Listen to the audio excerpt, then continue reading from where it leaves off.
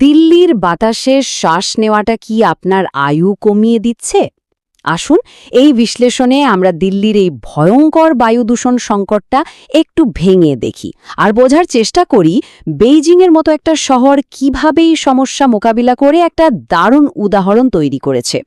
চলুন আর দেরি না করে সরাসরি এই সংকটের গভীরে প্রবেশ করা যাক আর দেখা যাক কেন এটা শুধু একটা ধোঁয়াশাচ্ছন্ন আকাশ নয়, বরং এটা আসলে লক্ষ লক্ষ মানুষের স্বাস্থ্য আর জীবনের প্রশ্ন। ৮.২ বছর, ভাবা যায়? এটা কিন্তু শুধু একটা সংখ্যা না, দিল্লির একজন সাধারণ বাসিন্দার জীবন থেকে বায়ু দূষণের কারণে এই পরিমাণ আয়ু কমে যেতে পারে। এই একটা তথ্যই বুঝিয়ে দেয় পরিস্থিতি ঠিক কতটা গুরুতর।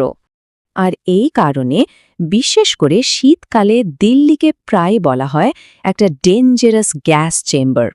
কথাটা শুনতে খারাপ লাগলেও এটাই কঠিন বাস্তবতা, কারণ লক্ষ লক্ষ মানুষ তো এই বিষাক্ত বাতাসেই শ্বাস নিতে বাধ্য হচ্ছেন। তো প্রশ্ন হল, পরিস্থিতিটা এমন ভয়াবহ হলো কি করে? দেখুন, এর পেছনে শুধু একটা কারণ নেই, বরং দিল্লির ভৌগোলিক অবস্থান, আবহাওয়া আর মানুষের তৈরি করা নানা কারণ সব মিলেই এই সংকট তৈরি হয়েছে। প্রথমেই আসি দিল্লির ভূগোলের কথায়। দেখুন, শহরটা কিন্তু প্রাকৃতিকভাবেই একটা ফাঁদের মতো। এর উত্তরে রয়েছে প্রায় ৮,০০০ মিটার উঁচু হিমালয়, আর দক্ষিণ আর পশ্চিমে রয়েছে আরাবল্লী পাহাড়। এই দুটো বিশাল প্রাকৃতিক দেয়ালের কারণে কি হয়? দিল্লির দূষিত বাতাস বাইরে বেরোনোর সুযোগই পায় না, শহরের ভেতরেই আটকে থাকে। আর এই ভৌগোলিক ফাঁদের সাথে যখন শীতকাল যোগ হয়, তখন পরিস্থিতি আরও খারাপ হয়ে যায়। টেম্পারেচার ইনভার্সন বলে একটা ব্যাপার ঘটে।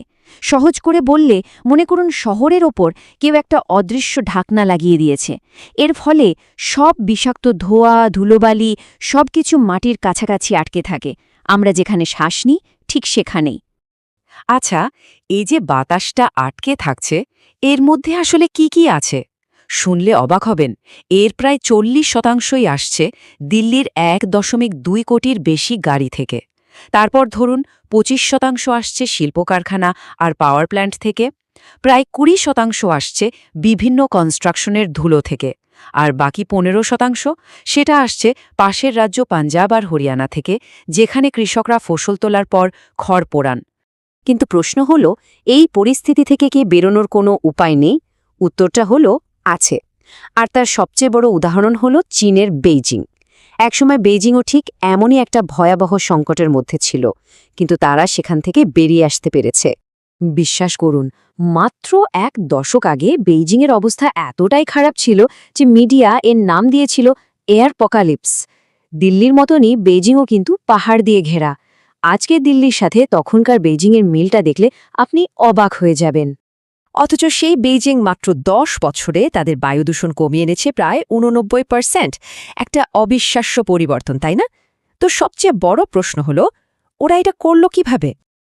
দেখুন, বেইজিংয়ের এই সাফল্য কিন্তু কোনো ম্যাজিক নয়।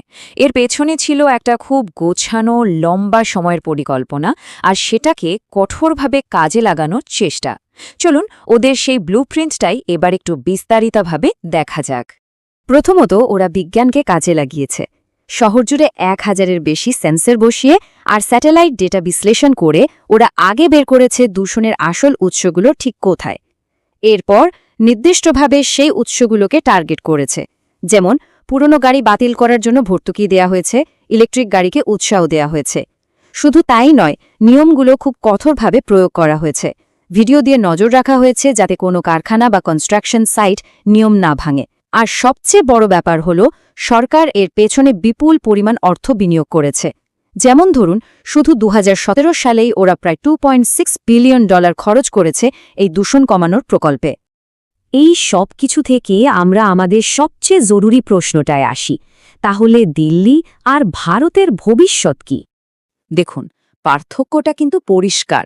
চীন এই দূষণ সমস্যাকে রাজনীতির ঊর্ধ্বে রেখে একটা জাতীয় সংকট হিসেবে দেখেছে, আর তার জন্য বিপুল টাকা ঢেলেছে, বিজ্ঞানসম্মতভাবে কাজ করেছে।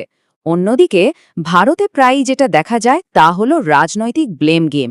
এক রাজ্য অন্য রাজ্যকে দোষ দেয়, এক দল অন্য দলকে। এর ফলে কি হয়, অনেক ভালো পরিকল্পনাও শেষ পর্যন্ত শুধু কাগজেই থেকে যায়, বাস্তবে আর নামে না।